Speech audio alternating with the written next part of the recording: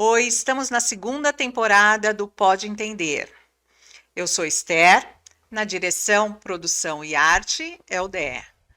E com alegria sempre a presença do nosso pastor Petrônio. Tudo bem, pastor? Tudo bem, graças a Deus. Você viu, ó, depois que o pastor Lindbergh teve o time dele eliminado do campeonato, ele não quer nem aparecer mais aqui no Você programa. vê, ele não veio mesmo. Nem fez comentário, né, pastor? Não, Bom, essa última semana nós iniciamos uma série nova que chama Edificando a Igreja.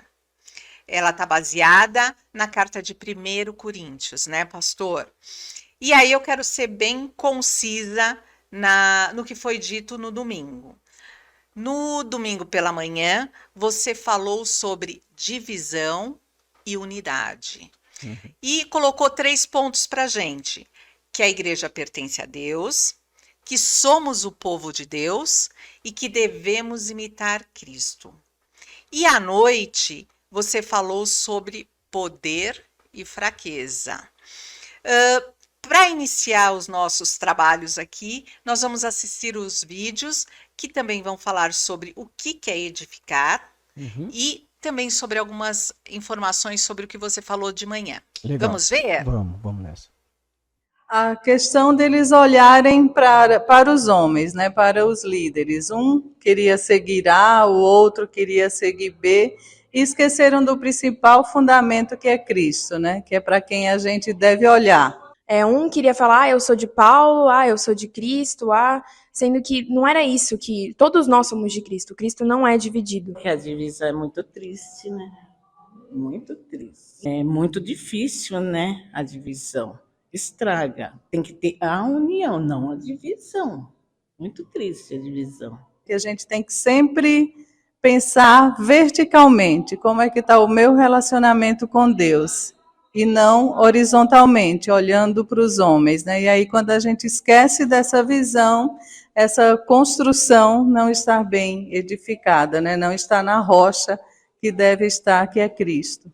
Bom, para mim, essa coisa de edificação, essa ideia, me passa uma ideia de se construir, né? Uma construção espiritual. Não só uma construção pessoal, mas também da igreja. Uma construção de espírito da igreja. Um aprendizado com crescimento espiritual. Pensando em construção humana, a gente pensa ali na base, no fundamento, né, que precisa ser firme para que essa casa seja construída, edificada e permaneça firme. Então, o subtema da tua mensagem da manhã foi lançando os alicerces, por isso que a gente falou ali em edificação. E aí, pastor?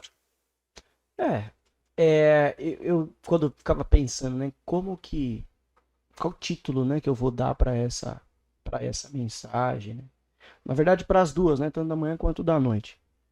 Eu fiquei pensando, bom, ao que parece, né, Paulo vai lançar aqui, tanto que ele usa o termo fundamento, né? Cristo é o nosso fundamento e tal. Então, se ele está falando de fundamento, ele está falando de estrutura, alicerce, base para a construção. Então, se a igreja é uma construção, que é algo que Paulo vai falar mais para frente, né? Ele disse que nós somos o edifício de Deus e tal. Foi aí, inclusive, que eu tirei o título da série, né? Eu falei, edificando a igreja, porque essa carta tem esse tom por detrás, né? Paulo está propondo esse assunto para edificar a igreja. Ele lembra que a igreja é uma construção. Então, ele começa os seus argumentos, como a gente viu domingo, falando de fundamento, de base, que é Cristo, né? Que é uma coisa que a gente vai falar aqui.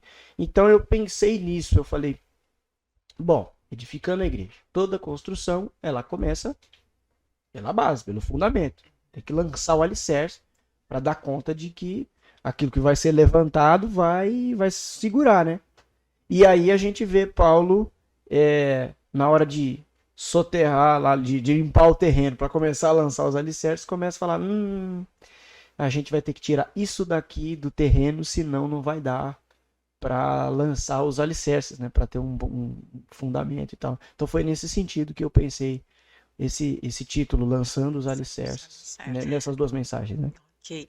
E o edificar está bem realmente ali na palavra que o pessoal colocou, né? Eu acho que o Isso. pessoal entendeu o que você quis trazer com esse tema da série, É porque né? às vezes a gente usa o edificar de forma muito genérica, né? Você já reparou? Sim. Ah, que noite edificante. Ah, esse louvor é muito edificante. Ah, vamos nos reunir para edificação, tal. O que que é edificar? Literalmente é construção, é construir. Então, se não constrói, se não agrega, né? Se não levanta, não edificou. Teoricamente é isso. Então, a igreja, ela é construída em cima de uma base. E é isso que Paulo está esclarecendo aos Coríntios. Fala, tudo que a gente for fazer enquanto edifício, não o prédio do templo que a gente se reúne, mas como corpo, que é coisa que Paulo vai falar mais para frente, capítulo 12, como corpo, tudo que a gente tem que fazer como uma estrutura orgânica, nós temos que fazer a partir dessa base, que é Cristo. Né? E a igreja, você colocou esse ponto que eu achei bem interessante. A igreja tinha um potencial, a igreja de Coríntios. No entanto, era desorganizada. E aí, como é que essa desorganização afetou tanto a igreja ali? Então, a gente consegue afirmar isso primeiro pelo texto que a gente leu. Paulo fala, vocês foram acrescentados em todos os dons, não lhes falta nada. Mas a gente vai ver muito mais claramente isso lá na altura do capítulo 12, 14, que Paulo vai falar sobre os dons espirituais. Você vai ver, aquela igreja era florida, era recheada, ela tinha muito potencial, muita capacidade. Paulo fala em tom elogioso, não é pejorativo, que ele fala, não, vocês têm muitos dons, sim. Assim, causava inveja nas outras igrejas, sabe? A capacidade que aquela igreja tinha, o potencial que ela tinha. No Sabe? entanto, ela se As perdeu. oportunidades, ela se perdeu. Então, agora eu não lembro se é no capítulo 12 ou 14, que Paulo vai falar assim, a única coisa que vocês precisam ter é ordem e decência. Porque ela, somado a esse orgulho, essa vaidade e essa coisa de ter uma capacidade, né, assim, múltipla, fez com que a igreja meio que não tinha muita ordem e muita decência. Todo mundo queria aparecer, todo mundo queria ter ali a sua voz, o seu lugar. Você vê isso muito forte na cultura deles. Tanto é que uns diziam, eu sou desse time, eu sou desse time. Aqui, É né? isso que eu ia colocar. Por isso, por essa desorganização, será que é por isso que aconteceu esses partidarismos, essas divisões? Foi por isso, Dá pra talvez? gente ir por esse caminho aí. Por isso que eu acho que é importante Paulo falar assim, gente, pelo amor de Deus, vocês estão esquecendo qual é o propósito disso daqui. Estão gastando energia e tempo com questões secundárias que parecem rasas, mas que no fundo têm implicações drásticas, profundas. Estão discutindo se é de Paulo, se é de Pedro, se é de Apolo, mas quem que morreu na cruz por vocês? Vocês foram batizados em nome de quem? E Paulo chega a falar assim, graças a Deus que eu não batizei nenhum de vocês, senão vocês estavam aí se apoiando em mim. Mas eu não batizei vocês. Aí ele lembra, acho que ele lembra, ele fala, exceto o fulano de tal lá, batizei ele, a casa dele lá, mas só isso também, né? Eu não sou nada demais, né? Paulo fala, na verdade eu me fiz de fraco justamente para vocês não se apoiar em mim. Que aí já é o sermão da noite, capítulo 2, né? Então, assim, a igreja ela meio que se perdeu, assim. E você falando isso me passa, né? As pessoas querem realmente se apoiar nos pastores. Eu acho que é isso que acontece hoje em dia muito, né? Lá no capítulo 3, que vai ser no próximo domingo, Paulo vai dar o diagnóstico exato, que é a imaturidade espiritual. Eu falei já domingo passado no púlpito, né? Eu falei, ó, guarda essa expressão, porque eu vou falar dela aqui pro final dessa série. E é no capítulo 3 que Paulo fala assim, ó, quer saber mesmo qual é o problema de vocês? O real problema? Por que vocês se dividem? Por que vocês reduzem a mensagem da cruz? Depois vai aparecer outros problemas na igreja, como imoralidade sexual, essa falta de ordem, decência. E Paulo vai falar, mas quer saber por que todos esses problemas acontecem? Porque vocês são imaturos. Vocês estão tomando leitinho quando vocês deveriam estar comendo alimento sólido. Eu queria falar com vocês como a espirituais, mas vocês se comportam como carnais. Então, assim, eu gosto de um comentário do John Stott em cima dessa passagem, que ele fala assim: o leite é o alimento materno, ele não fala diluído, mas basicamente isso. Porque assim, a mãe, ela se alimenta e o organismo dela produz o alimento para o bebê. Então, o bebê recebe esse alimento produzido no corpo do outro. Então, John Stott trabalha a ideia de que quando Paulo fala vocês estão ainda tomando leitinho, vocês ainda estão, vocês não se tornaram independentes espiritualmente. O que os outros falam, vocês recebem. Vocês tomam como alimento, como verdade para vocês. Vocês não têm independência, vocês não cresceram, vocês não desmamaram. Né? Vocês ainda estão se alimentando do alimento dos outros. Vocês pegam mastigado. Eu ia colocar isso. A gente estava estudando outro dia na IBD sobre os canais da graça. Legal. E os canais da graça foi colocado pelo autor, que é a leitura da palavra de Deus, o conhecimento, Isso. a oração e a comunhão. Isso. Para a gente ser imaturo é porque realmente a gente não conhece a palavra, a gente não ora, a Exatamente. gente não tem comunhão, é Uhum. isso que É acontece? Então era isso que acontecia ali, eles tinham lá os seus pastores prediletos, mas eles só comiam daquilo que eles falavam e não do maná, né? Real, Comida de verdade. comida de verdade. O que Porque, você acha? assim, tem uma coisa que eu tô pensando muito esses dias, que lá em Marcos, diz que quando Jesus foi chamar os 12, a primeira coisa que aparece lá é assim: e Jesus chamou os 12 para estarem com ele, vírgula, e para pregarem, expulsarem demônios, papapá. Então, a primeira coisa na vida de um discípulo é estar com Jesus. Antes de pregar, antes de expulsar demônio, a gente precisa aprender a estar com Jesus. E aí vai desenvolvendo isso, né? Porque você vê lá a Marta fazendo coisa pra caramba pra agradar a Jesus. Ela não estava ali simplesmente porque ela era mera ativista. Não, ela queria agradar, ela queria. E Jesus falou para ela: Marta, Marta, enquanto a Maria estava com ele, sentada com ele, prestando atenção no que ele estava dizendo: Marta, Marta, você está preocupada com muitas coisas, mas uma só te falta. Do que ele está falando? Senta aqui, fica aqui, né? Então, esses meios de graça, né? Oração, leitura da palavra, comunhão com a igreja, com o povo de Deus, principalmente na administração dos sacramentos, né? Que é o batismo, a ceia. Essas coisas são maneiras visíveis, experimentais, sensoriais, da gente ter mais de Cristo. A gente come o corpo de Cristo, a gente bebe o sangue de Cristo, a gente participa da comunhão com o povo que foi comprado pelo sangue de Cristo, a gente ouve a palavra de Cristo, que é o próprio Cristo, pois ele é a palavra de Deus, né? Então, assim, é tudo muito importante para a nossa vida espiritual. Então, não dá para você ter maturidade espiritual, força espiritual, se você não tiver vida de oração, meditação nas escrituras, se você não estiver em plena comunhão com a igreja. Não é possível você amadurecer espiritualmente com uma leitura rasa das escrituras, com pouca vida de oração, ou pior, com uma oração apenas ritualística, profissional. Eu sou crente, eu tenho que orar. Ou um devocional profissional, costumeiro, eu tenho que ler. Então, o grande problema, é importante a gente falar isso no mês de outubro, porque nós estamos no mês em que nós celebramos a Reforma Protestante, e foi a Reforma Protestante que trouxe a Bíblia para a mão da gente.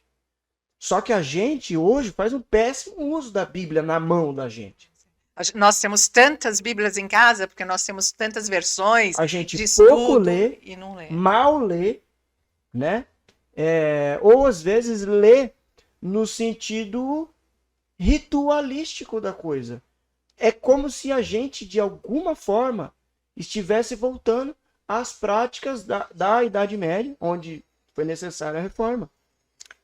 Você acha que é por comodismo, por falta de tempo, por desinteresse? Como é pela geração? Como é que é isso, né? É todos Tudo esses isso, fatores. né? Todos esses fatores. Todos esses fatores. Assim, quando você estuda a história da igreja como um todo, você vai vendo sempre esses períodos de que o povo se afastava, e acontecia alguma coisa, Verdade. aí a gente voltava pro eixo.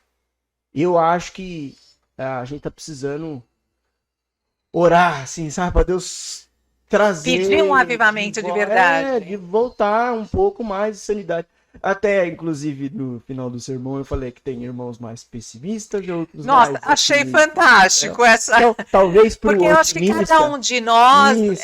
conseguiu se ver ali, É. né? E nós nos incluímos É, ou no pessimista eu ou joguei pros dois lados. Se você é otimista, você tá aqui. Se você é pessimista. Então, eu acho que quando a gente fala disso, aqueles que são mais otimistas falam assim, não, pastor, ele já não tá com problema. O problema era lá na época de Lutero.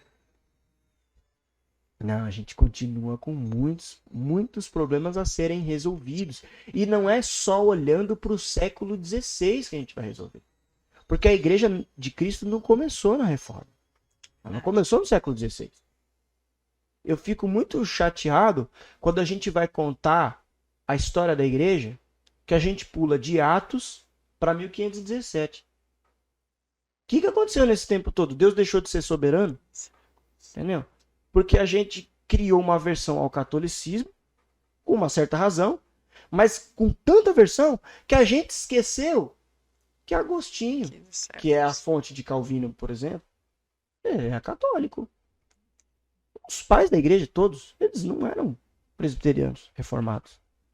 Então, agora, para onde é que Irineu de Lyon, Inácio, sabe, Policarpo, Agostinho, para onde é que eles olhavam para escrever as coisas que eles escreveram?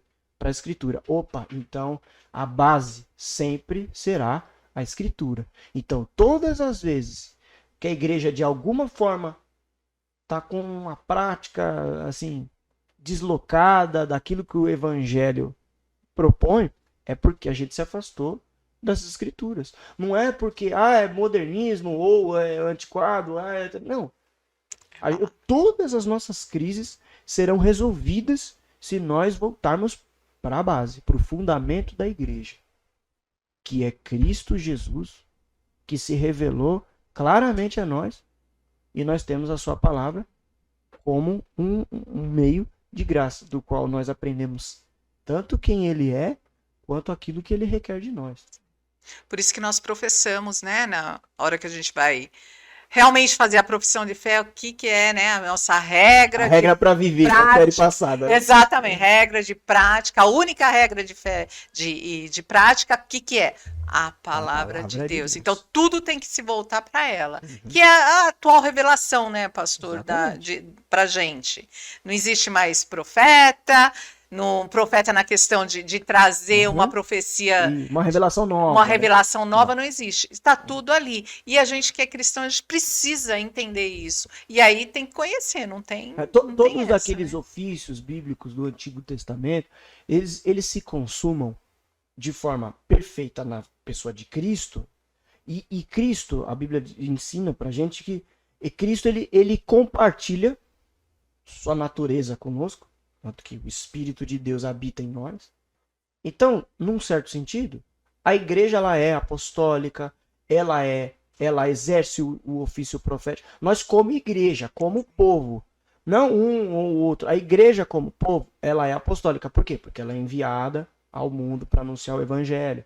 Ela é profética, por quê? Porque ela é a proclamadora, né, dos oráculos de Deus.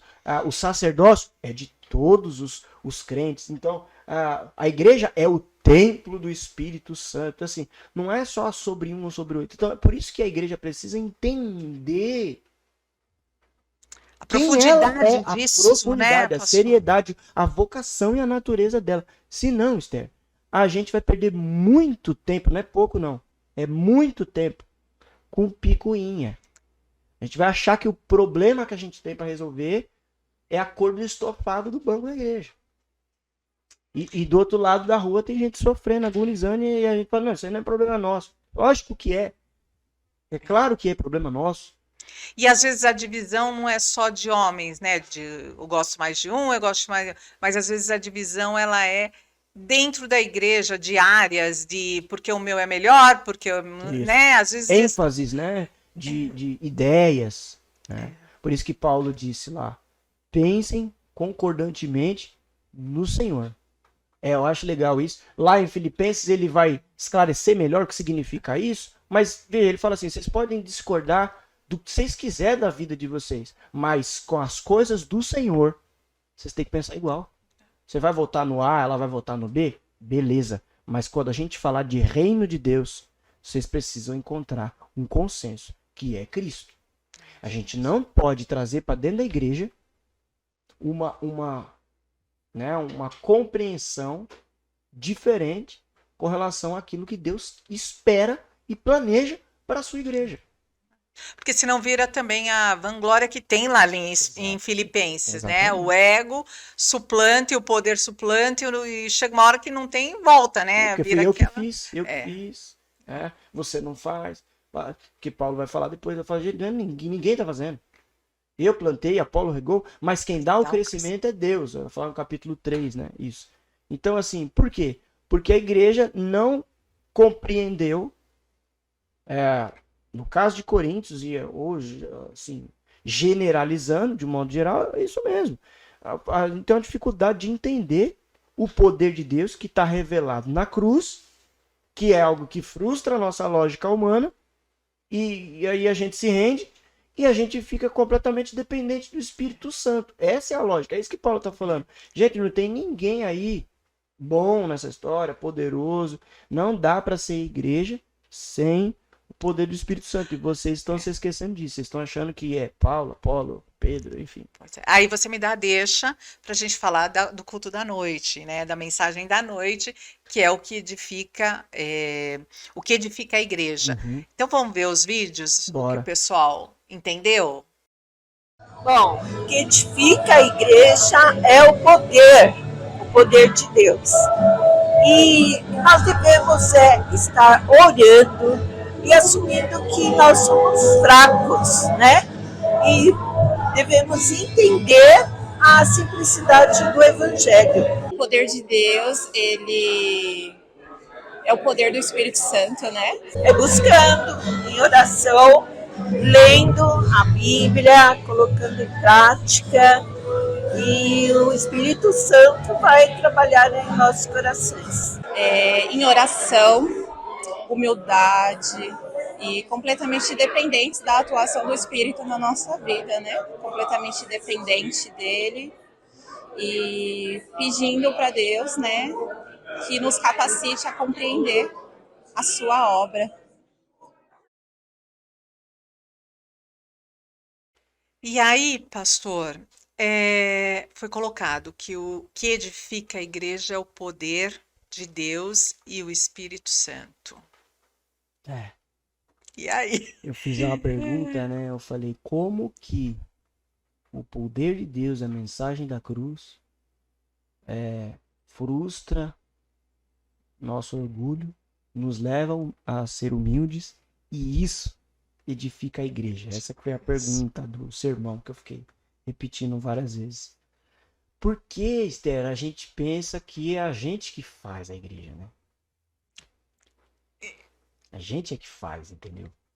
Mesmo que assim a gente fale, claro que não, pastor, que isso? Imagina, nós cremos, né, no poder de Deus, da palavra. Mas no final das contas a gente termina achando que a gente é que manda na igreja, que a gente é que resolve o destino da igreja, né? A gente que assume o controle. O cabeça não é mais Cristo, não. É a gente. Olha, é que é muito complicado isso, porque assim, algumas, eu acho que estratégias, às vezes até de Satanás mesmo, de distrair a gente, enganar a gente com algumas coisas, que faz a gente parar de enfatizar algumas coisas que são importantes para a igreja e começar a falar de outras que não é importante, para a gente realmente, para ir aos poucos castrando nossa missão. Então a gente fica, tem que evitar falar de, sei lá, dízimo e oferta, porque a teologia da prosperidade infestou o mundo inteiro. E aí a gente tem que ter cuidado hoje para falar sobre esse tema bíblico, porque senão vão achar que a gente está pedindo dinheiro. De igual modo, quando você vai falar de ajudar o pobre, tem que evitar, porque senão vão falar que você é marxista. E aí, querendo ou não, quando a gente vai falar de poder de Deus, poder do Espírito Santo, aí tá propondo o quê? Entendeu? Mas não é igreja presbiteriana, vai virar pentecostal agora. Mas você não leu a Bíblia? Atos 2, né? Eu ia falar isso agora. Como é que a missão da igreja começa? Atos 1, os discípulos perguntam para Jesus. Jesus está subindo, né? Imagina a cena. Jesus, peraí. Não vai não. Não era, você não veio trazer o reino e tal. E aí? Porque eles estavam imaginando o reino, né? Uma coisa militar e tal. Israel restaurado. É agora, né? Agora você vai subir e não vos compete saber o tempo em que isso vai acontecer. O que vocês precisam saber é que vai descer sobre vocês o poder do Espírito Santo para vocês serem as minhas testemunhas. Fiquem em Jerusalém até que do alto vocês sejam revestidos de poder. Atos 2. Eles estão orando. E o Espírito Santo vem e empodera a igreja. Ali começa a missão da igreja. Num certo sentido, a fé cristã ela é pentecostal. Nesse sentido. Porque ela começa a partir do dia de Pentecostes. A gente é pentecostal por causa disso. Nesse sentido bíblico da coisa. Todos os cristãos. Assim como a igreja de Jesus Cristo, ela é católica. Ela não é romana, mas ela é católica. Que tem a ver com universal, né? A universalidade da nossa fé. Então o que a gente começa a fazer? Olha que interessante. A gente está falando de divisão, a gente começa a fazer isso. Que tipo de cristão você é? Ah, você é católico? Então, pra cá. Ah, eu sou pentecostal. Ah, você vem pra cá. Ah, eu sou reformado. Mas qual reformado? Holandês? Francês? Inglês? Batista? Qual tipo de reforma? Luterano? Metodista? Então a gente vai de novo. As caixinhas. Separando. Uns dizem, eu sou de Calvino, eu sou de Armínio, eu sou de Wesley, eu sou de William Seymour. Igual diziam lá em Corinto. Eu sou de Paulo, eu sou de... E é difícil às vezes as pessoas aceitarem isso. Por quê? Porque a minha tradição tá certa e a sua tá errada. Minha tradição tá certa. Porque as confissões de fé, os documentos que o fulano... A gente só falta dizer que foi inspirado por Deus. Quando alguém diz isso, eu falo, isso aí é pensamento de seita. Que é o que fazem com os adventistas no caso da Ellen White. Uhum. Né? Eles afirmam, né, na confissão deles, que são inspirados por Deus. Então tá, nós afirmamos que não são inspirados. Mas alguns de nós se comportam como se fosse. E aí a gente cria um movimento sectário. E aí a gente divide a igreja. De novo. Porque a gente fica separando. Então quando a gente fica com a escritura, e a escritura afirma que a igreja de Deus, onde Cristo é o cabeça e fundamento da igreja, ela só é igreja, só é povo de Deus, porque o Espírito de Deus está equipando ela, usando ela, porque é Ele quem ilumina-nos acerca da palavra, é Ele que convence o pecador sobre os seus próprios pecados, é tudo o Espírito que faz a obra. A gente está nada mais, nada menos expondo aquilo que as Escrituras nos ensinam com clareza. Então, o grande ponto é que a gente se esquece disso. Por quê? Porque a gente já aprendeu várias coisas, a gente treina, né, os nossos pastores com toda a metodologia, com toda a capacitação para ser um bom ministro, para ser um bom perito das Escrituras. Então, a gente fica seguro nisso. Acaba ensinando as técnicas, né? Exatamente, a gente fica seguro nisso. Não, o pastor é um homem capacitado. Né? Um homem capacitado, estudou, tem doutorado. Né? O fulano que vai ser o presidente da sociedade. Crente maduro. Isso aí já sabe. Então a gente vai entrando num estágio de conforto e de glória nossa. A igreja está bem, né? Porque a gente sabe como manter a ordem e decência da coisa. A gente sabe como administrar o ambiente da igreja. É como se a gente dissesse, obrigado, Deus, mas não precisa do Espírito. A gente já aprendeu como faz, entendeu? Então a gente até ora pedindo iluminação pelo Espírito, mas a minha exegese dá conta de uma boa pregação. Entendeu? A minha exegese dá conta. Eu oro por praxe. Nossa, Deus... Né? Tô sendo muito irônico aqui, óbvio, claro. entendeu? Mas é isso, né? A gente canta, ó, Espírito Santo, vem, mas assim, a gente dá conta, entendeu? E aí, quando você começa a ler o livro de Atos, tudo aquilo fica muito distante da gente, por quê? Porque tudo que eles faziam era absolutamente dirigido pelo Espírito. E hoje a gente não quer isso. Não quer. Porque se o Espírito disser, ó, vamos para lá, não tem problema. O planejamento estava desse lado. Como é que eu vou Exatamente, não, mudar o mas isso rumo? Mas isso aqui é contra a nossa prática. A gente não põe, mendigo aqui dentro porque vão sujar o carpete. Igual a gente ouviu, né? É verdade. Mendigo vai sujar o carpete. Mas é o Espírito que está dizendo para fazer isso. Então, será que a gente ouve o Espírito? Que é o Paulo, né? Que traçou lá o itinerário para uma de suas viagens. E Deus deu uma visão para ele lá do Macedônia. Falou, pelo amor de Deus, passa na Macedônia e ajuda. Será que a gente está disposto a Deus falar com a gente? Ou Deus parou de falar? E aí eu não vou entrar aqui em métodos de continuismo, cessacionismo. Eu tô falando aqui que a Bíblia nos ensina. Que Deus fala conosco. E a Bíblia nos ensina. Que Deus fala conosco por meio de sua palavra, claro. Claro que Deus fala por meio de sua palavra.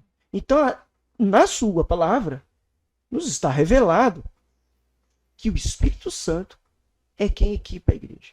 Que Cristo é o cabeça da igreja. Então, tudo bem. Então, vamos levar isso a sério? Senão a gente não é igreja.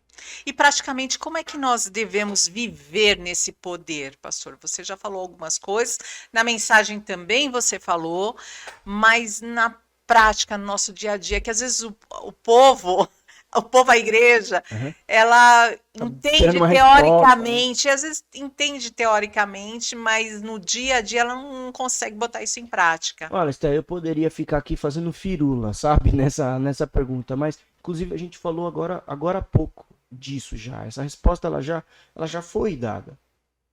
É o básico, é o simples. Leitura da palavra, oração, comunhão com a igreja do Senhor Jesus Cristo. Esse foi o método que ele estabeleceu. Não foi algo que João Calvino, Paulo, foi ele que disse. Jesus morreu, ressuscitou, chamou todo mundo para uma mesa. Olha que lindo isso. Deus ressurreto. É um corpo físico que atravessa a parede. É um corpo glorioso que tem ferida nas mãos. É Deus Todo-Poderoso. Venceu a morte. Chama todo mundo para comer pão. Ele falou, ó. Eu quero ser lembrado por vocês assim. Numa mesa. Comendo pão e bebendo vinho. Aí volta o capítulo 2. Frustra, lógico. Não faz sentido. A gente estava esperando uma coisa assim. O Messias. É o descendente de Davi. Nossa, nós vamos destruir o Império Romano. Falei, não, já destruí o mal, já tá tudo certo. Vocês vão ter aflição, mas fiquem em paz, eu já venci. Vocês são mais do que vencedor. Tá tudo certo. Não, Jesus, não tá tudo certo. Tá tudo certo. Eu já venci. Por isso que você fala que o poder de Deus, você tratou muito disso na mensagem, né? O poder de Deus, ele está na nossa fraqueza. Na fraqueza da cruz. É um que contraste, é loucura, né? É um contraste. A gente está esperando um Deus Todo-Poderoso que porque quando a gente fala de poder, autoridade, a gente às vezes está pensando em grosseria, estupidez, tirania. Aí vem Jesus, baixa e lava os pés dos seus alunos. Mas como é que você não é todo poderoso? Então, justamente por causa disso eu tô te mostrando qual é a lógica da vida. Vocês estão achando que a lógica da vida era vocês lavarem meu pé? Eu tô aqui para lavar o pé de vocês. Eu vim para servir e não para ser servido. Então, parece-me que a gente está olhando muito para o mundo, né? Pronto, Quer pronto, dizer, uma charada. porque o poder para mim, você olha, são os políticos lá no alto, são os CEOs das Uhum. empresas. Eu estou olhando para fora e não estou olhando para dentro, Isso. pro lado É. de Não, Cristo, estou né? olhando para Cristo, que é o que Paulo falou. Se vocês estivessem olhando para Cristo, vocês não estavam tendo esses problemas. Porque Cristo orou pela unidade da igreja. Por que a gente está dividido? Cristo diz que ia embora, mas não nos deixaria órfãos, que nos daria o Espírito para a gente saber fazer a igreja. Mas vocês estão aí achando que já sabe fazer a igreja. Então, assim, a gente se afasta do fundamento principal, que é Cristo. É só isso. Claro que é muita coisa Cristo. Mas, assim, é só isso. No capítulo 4, a gente vai ver no próximo domingo, Paulo vai falar assim: o problema de vocês é que vocês excederam, vocês ultrapassaram as escrituras. Então, dá a entender que os coríntios, eles eram muito inteligentes. Você vê Paulo dizendo: olha, vocês têm sabedoria, retórica, tudo mais, né? A sabedoria de palavras, né? Paulo fala. Assim, era gente que tinha uma certa instrução ali. Então, eles não estavam pecando por ignorância, por não saberem. Não. O problema é que eles excederam. Eles passaram. Eles foram além da cruz, além do evangelho, além de Cristo. Estava produzindo tanto documento, tanta teologia, além daquilo que eles deveriam ter ficado, que isso começou a atrapalhar o bom funcionamento, a edificação da igreja. Eles passaram. Paulo falou: eu reconheço a capacidade que vocês têm, os dons de vocês. Uns são mestres, outros têm dons de línguas, outros são profetas, outros são isso. E ele falou: gente, olha que lindo isso, mas vocês precisam entender que vocês são só membros de um corpo e que Cristo é o cabeça. Se vocês todos se ajustarem e funcionarem conforme o cabeça der as rédeas, é como se Paulo dissesse: vocês vão arrebentar. Então, a unidade é um problema muito grave na igreja, porque ela compromete o testemunho principal da igreja no mundo. Jesus orou pela unidade. Jesus disse: Pai, que o mundo saiba que tu me enviaste através da unidade da igreja. Está lá em João 17. Jesus disse isso. Então, a unidade não é coisa de proposta ecumênica, sabe? Não é uma metodologia nova. Não, é o básico. É o básico. É a gente que começa, sabe, dividir demais a igreja, porque eu não concordo com você não concorda comigo. Tudo bem. Pensem concordantemente no Senhor, naquilo tem que a mente de Cristo, tem a né? mente de Cristo. Ele vai falar isso no capítulo 3, né? Então, é muito importante a gente ter, por isso que Paulo fica lá: Cristo, Cristo, Cristo, Cristo, Cristo no texto, né? Fiz questão de mencionar. É verdade. Você falou, acho que fala 14 vezes, só na primeira parte, né? E depois, na segunda, você falou sobre poder. E realmente, tem várias vezes ele falando do poder, Você vê como ele quer deixar muito claro essa é a ideia. Vocês precisam de Cristo, e aí depois ele vai falar: e o que vai resolver é o poder. de o Deus. poder. Estão precisando de Cristo e do poder de Cristo, que se manifesta na cruz como fraqueza, porque o problema de vocês é orgulho, e vocês precisam olhar para a cruz para aprender que vocês não são nada. Vocês precisam servir, vocês precisam ser humildes. O evangelho nos torna humildes. E quando a gente é humilde, a gente fica de mão atada. E aí a gente olha para o céu e fala: Deus, a gente não sabe fazer, igreja, então ajuda a gente. E eu vejo Faz por também, nós. eu vejo que acho que é Efésios que fala que Cristo, né, Efésios, a submissão de Cristo, né, ele poderia estar lá sem vir, mas ele se propôs a vir, se esvaziar, virar um homem. Filipenses 2, né? Filipenses Paulo fala: 2, em né? vós o mesmo sentimento de Cristo, e mesmo sendo Deus. Isso, que aí ele se esvazia, ele vem, ele é submisso. E a gente não quer ser submisso, né? A gente quer ser independente. Até a parte B. Né? Ou no discurso a gente diz que a gente se denomina como servo do Senhor, como filho de Deus, mas ser filho pressupõe obediência. Ser servo pressupõe obediência. Então a gente é cativo à palavra. O que ele diz, a gente tem uma regra para viver. É verdade. Não só, essa regra não diz respeito só ao não furtar, não matar, não ter um ídolo em casa. Essa regra diz respeito a tudo aquilo que a Bíblia nos ensina como regra, porque ela, a Escritura, é a nossa regra de fé e prática. E qual que é o resumo dessa regra? Amar a Deus acima de todas as coisas. E servir ao próximo, amar o próximo como a ti mesmo. Então, é o básico. A gente, às vezes, deixa de fazer o básico. A gente põe muita coisa. A gente dificulta o trabalho da igreja. De excede, a gente ultrapassa. Eu falo excede, vocês pecam pelo excesso, por ultrapassar. Coloca tanta coisa, tanto empecilho no caminho, querendo dar conta, querendo organizar a igreja, e vocês estão comprometendo o testemunho da igreja, que era simplesmente, através da unidade de vocês, manifestar ao mundo a glória de Deus. Então, vocês precisam voltar para o fundamento da igreja, que é Cristo. Que Pedro vai dizer assim, era a pedra rejeitada pelos homens, mas é a pedra angular que edifica a igreja. Então não tem como, não tem outra forma de fazer igreja a não ser estar baseado em Jesus Cristo e empoderados pelo Espírito. É isso que edifica a igreja. Não é um novo programa, não é uma pergunta que eu fiz no sermão da manhã, né? Do que a igreja de Corinto precisava, né? E depois coloquei pra gente, né? O que a nossa igreja precisa? De um pastor novo, de uma ideia nova? Não, a gente precisa de Cristo, porque a igreja é de Deus, chamada para ser santificada em Cristo. E aí ele acrescenta no capítulo 2 que ela precisa viver debaixo do poder de Deus. Ok. Foi muito bom as mensagens e a gente vai continuar agora no capítulo 3 e 4 no próximo domingo. Isso. Você quer dar alguma palhinha? Você Não, quer deixar? não, Vamos deixar na deixa aberto, expectativa. E também, pessoal, assistam as mensagens de domingo passado para você ver se você é pessimista ou se você é otimista. Não, é Foi até legal muito você falar disso, interessante. porque eu terminei assim, né? Porque foi uma sacada interessante. Eu falei, porque assim, tem isso, né, no ambiente da igreja. Você tá ali falando, porque a igreja tem problema, e o pessimista fala, e tem mesmo. Tem mesmo, tem que falar mesmo, pastor.